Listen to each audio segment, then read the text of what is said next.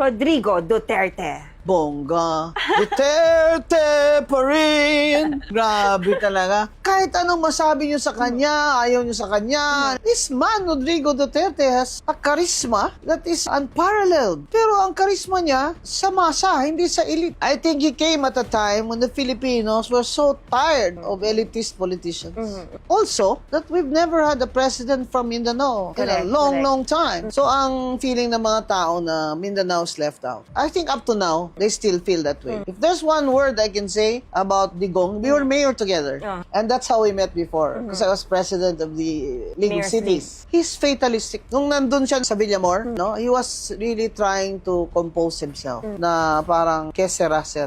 And if this is gonna happen, I'm gonna do this with dignity. Pag fatalistic ang tao, you cannot do him a lot of harm. You know, emotionally and all Right, that. right. Kasi he knows his fate. Ma'am You know? Wing, tingin niyo mapapauwi pa po siya? I don't think so. But, again, Filipino politics, God forbid, pag namatay si Digong sa Hague, panalo na si Sara. Pag nakauwi naman, panalo din si Sara.